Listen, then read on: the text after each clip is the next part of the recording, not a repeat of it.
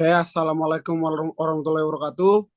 Kami dari kelompok Sistem Telekomunikasi ingin mempresentasikan materi terkait tentang sistem telekomunikasi yang berjudul komunikasi data. Di sini di kelompok kami ini ada saya sendiri Michael Bariselo, kemudian ada Fuad Ali dan Kevin Vincenzius Bukit. Baik, di sini saya akan menjelaskan komunikasi data. Jadi komunikasi data ini adalah proses pengiriman informasi di antara dua titik menggunakan kode binar melewati saluran transmisi dan peralatan switching. Bisa komputer dengan komputer, kemudian komputer dengan terminal, dan komputer dengan peralatan, bahkan peralatan dengan peralatan. Selanjutnya, perbandingan antara digital versus analog. Jadi sebenarnya di antara kedua ini yang lebih kira-kira lebih kompeten itu adalah digital, karena memang keuntungannya tuh digital ini cepat, sedangkan kalau analog ini sangat rawan error. Seperti di sini ada baseband datanya 1001, kemudian buat modulated signalnya ada ACOS T, kemudian 00 dan ACOS T. Selanjutnya, faktor penting pada komunikasi data. Yang pertama itu jumlah dan lokasi pemrosesan data, kemudian jumlah dan lokasi terminal atau remote. Yang ketiga, tipe transaksi. Yang keempat, kepadatan lalu lintas tiap tipe transaksi, kemudian prioritas atau urgensi informasi yang disalurkan, pola lalu lintas, bit error rate yang dibutuhkan, keandalan sistem yang digunakan, dan yang terakhir itu revenue yang mungkin didapat. Standar komunikasi data. Jadi standar komunikasi data ini ada tiga. Yang pertama itu kompatibilitas penuh antara dua peralatan setara. Kedua, bisa melayani banyak peralatan dengan kemampuan berbeda-beda.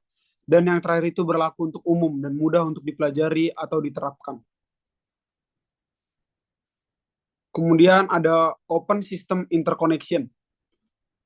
Jadi Open System Interconnection ini dikeluarkan oleh ISO, International Standard Organization. Kemudian yang kedua, menghasilkan keseragaman peralatan jaringan komputer. Yang ketiga, mempermudah pengertian, penggunaan, dan desain dari proses pengolahan data. Dan yang terakhir itu membagi proses pengolahan data menjadi 7 lapisan layer, yang setiap lapisan atau setiap layer memiliki fungsi sendiri-sendiri. Selanjutnya, manfaat penggunaan referensi model OSI. Yang pertama itu membuat standarisasi yang dapat dipakai oleh setiap perusahaan, sehingga mengurangi kerumitan dalam perancangan. Yang kedua, memungkinkan fasilitas modular engineering atau perubahan di satu lapisan tidak mengganggu lapisan lain. Dan yang ketiga, memungkinkan kerjasama antara teknologi yang berbeda-beda. Yang keempat, memungkinkan berbagai peralatan, jaringan, dan software yang berbeda saling berkomunikasi. Dan yang terakhir itu, mempermudah cara mempelajari training mengenai jaringan. Jadi di sini ada 7 layers OSI. Yang pertama itu lapisan fisik atau hubungan fisik. Yang kedua, link data atau lewat modem. Yang ketiga, lapis network atau jaringan. Yang keempat, lapis transport. Yang kelima, lapis session atau perkenalan.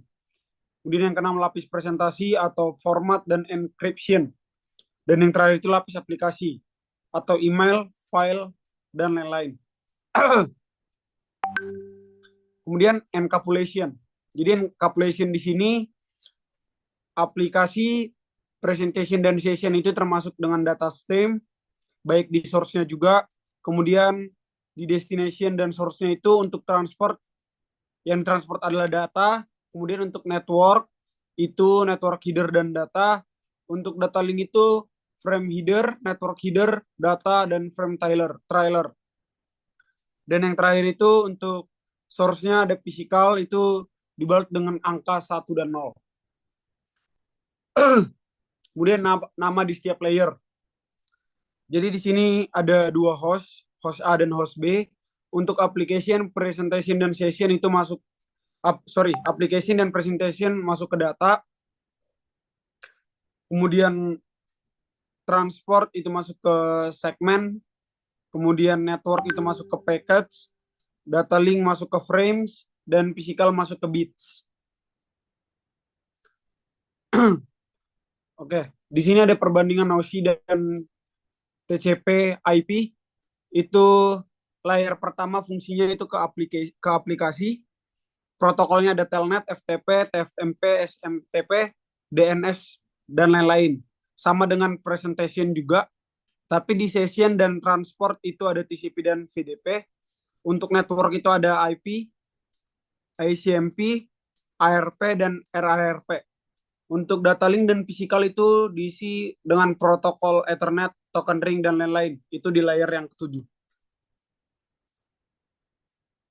Selanjutnya framing OC. Ada application layer, presentation layer, session layer, transport layer, network layer, data link layer, physical layer. Nah, kalau di sini itu semuanya dipenuhi dengan header kecuali physical layer, kemudian dipenuhi dengan data di setiap layernya, dan dipenuhi dengan AHA juga.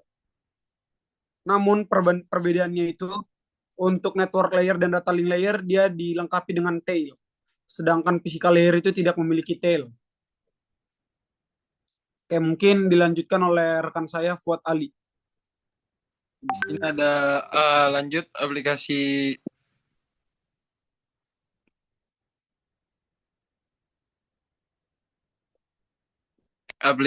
7 layer OSI. Nah, di situ sama yang tadi dijelaskan oleh rekan saya Michael, yang application di situ ada komponen-komponennya. Di situ lanjutnya ada presentation session transport, ada network, data link sama data link physical. Nah, lanjut. Nah, di sini ada host layer versus media layer. Host layer ini data unit, layer application, presentation, session, sama segmen itu transport. Tapi kalau yang media layer tuh packets ke network, frames ke data link, dan bits itu ke physical.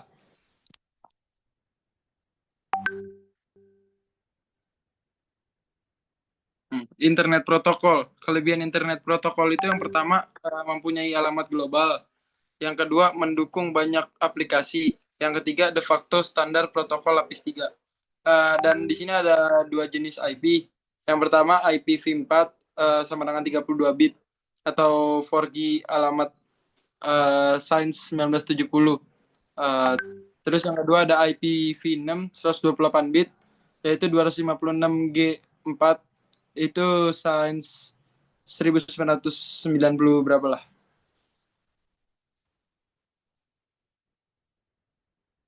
Nah, ini untuk kelas IP. Yang pertama ada karakteristik, ada kelas A, kelas B, dan kelas C. Yang di bit pertama tuh kelas A-nya 0, kelas B-nya 10, kelas C-nya 110. Dan di panjang net ID, kelas A-nya 8 bit, kelas B-nya 16 bit, kelas C-nya 24 bit. Di panjang host ID, kelas A-nya 24 bit, kelas B-nya 16 bit, dan kelas C-nya 8 bit. Terus dilanjutkan dengan byte pertama, 0 sampai 127 di kelas A, 128 sampai 191 di kelas B, 192 sampai 223 itu di kelas C. Jumlah network di kelas A-nya itu ada 126 kelas A, yaitu 0 sampai 127 dicadangkan. Kelas B-nya 16.384. Kelas C-nya 2.097.152 kelas C. Jumlah base IP di kelas A itu ada 16.772.214 IP address-nya pada tiap kelas A. Terus di kelas B-nya itu 65.532 IP address pada tiap kelas B. Terus ada 254 IP address pada tiap kelas C. Nah, di sini ada kelas D dan kelas E. 4 bit pertama 1110. Yang di kelas D itu di kelas E 1 semua. Yang bit multicast kelas D 28 bit, kelas E-nya nggak ada. Bit inisial kelas D-nya 224 sampai 247, kelas E-nya 248 sampai 255. Bit cadangan di kelas D nggak ada dan di kelas E itu 28 bit. Jumlah 268.435.455 itu di kelas D. Kalau di kelas E-nya 268.435.455. Deskripsi digunakan untuk multicast di kelas D dan kelas E dicadangkan untuk keperluan eksperimental.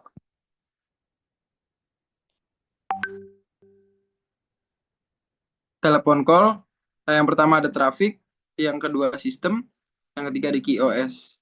Nah, di sini ada gambarnya untuk uh, telekomunikasi. Jenis komunikasi satu, sirkuit switch real time service. Ini gambarnya jenis komunikasi sirkuit switch real time service.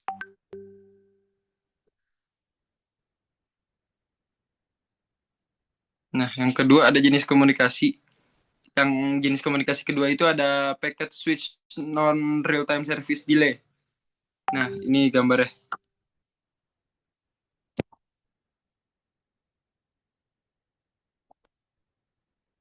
Selanjutnya dibacakan rekan saya, Vincentius Bukit.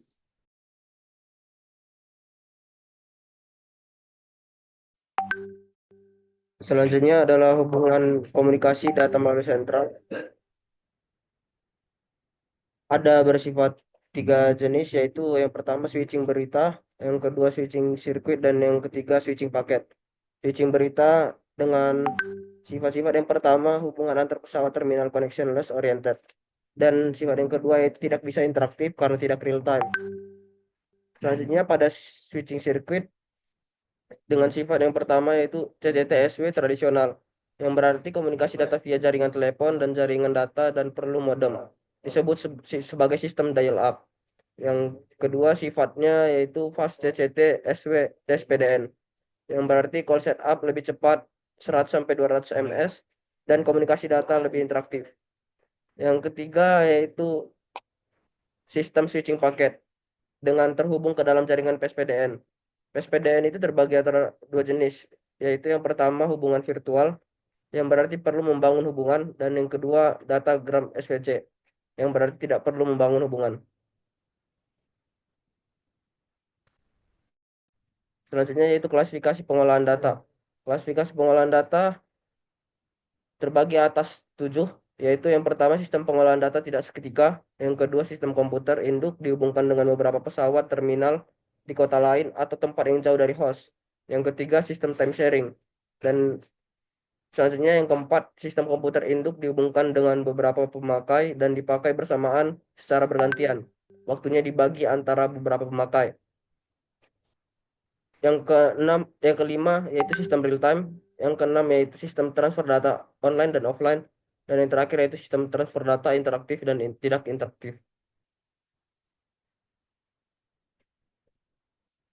Selanjutnya yaitu macam-macam pelayan data. Adapun beberapa macam pelayan data, yang pertama yaitu jaringan data lokal, yang kedua internet, yang ketiga reservasi tiket layanan, yang keempat kebutuhan bank, yang kelima iuran sewa, yang keenam percetakan jarak jauh, dan yang terakhir yaitu GPRS, yaitu General Packet Radio Service.